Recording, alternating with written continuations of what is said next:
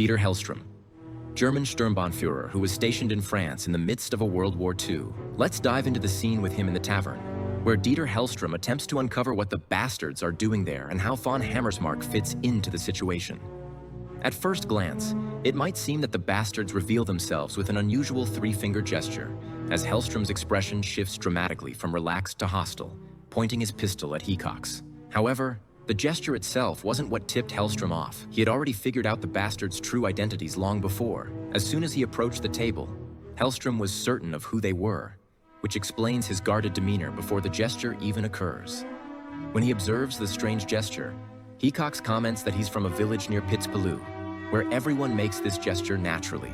Hecox then tries to confirm his cover, claiming he once acted in a film with Leni Riefenstahl, directed by Pabst. Hecox seems confident Hellstrom hasn't seen the movie, or at the very least remembers it only vaguely. But what Hecox doesn't know is that the White Hell of Pitzpaloo was screened just the day before at Shoshana's cinema. When Frederick Zoller thanks Shoshana for hosting German movie nights for officers, we even see a poster for the film, directed by Georg Pabst and starring Riefenstahl. Hellstrom was in attendance, and as a film buff with an excellent memory, he recalls the film very well, likely down to the smallest details. Hellstrom is intrigued by Hecox's precise description of the film. Before the war, Lieutenant Hecox was a film critic and had published 2 significant books. Hellstrom suspects that the Hauptsturmführer before him might be the British film critic, so to verify, he suggests they play a guessing game. Hecox writes on a card the name of Pabst, director of the White Hell of Pitzpaloo, a topic on which he'd written one of his books. But Hellstrom raises the stakes by mentioning Brigitte Horney, a lesser-known actress who gained fame in the 1943 film Munchausen, made during the Third Reich under the direction of Joseph Goebbels. Since Munchausen didn't make it to Britain, Hecox wouldn't have seen it. Hellstrom subtly maneuvers the game to reveal Hecox's unfamiliarity with certain German films, including Munchausen. If he had any doubt about Hecox's cover, Hellstrom also quickly recognized Wilhelm Wicke and Hugo Stiglitz, who were the only native Germans in the Bastards group. Stiglitz, a former German soldier turned notorious traitor, was somewhat of a celebrity, with his face frequently appearing in German newspapers, making him easy for Hellstrom to identify. Hellstrom, being a major in charge of internal security, is well acquainted with all German officers in France, and he jokingly mentions that he only bothers to know those worth knowing.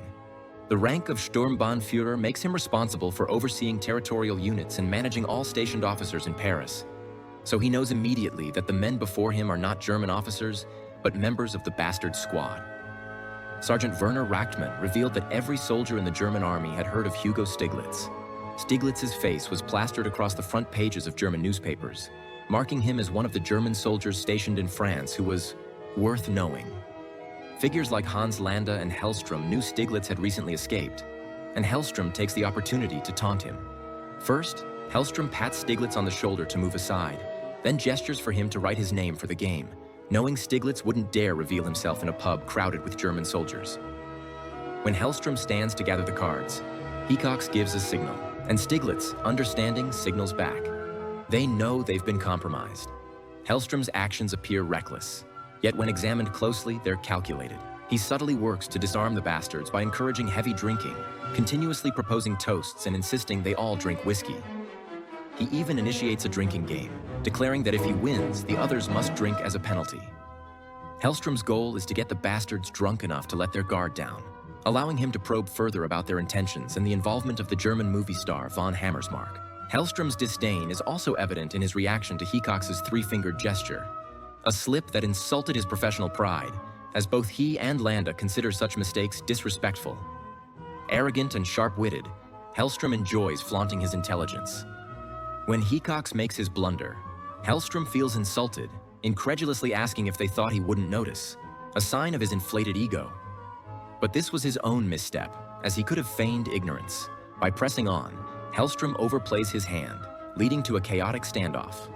This scene bears a striking resemblance to the theater scene, where a German officer similarly mocks the disguised officers, and, in both cases, flimsy excuses are offered.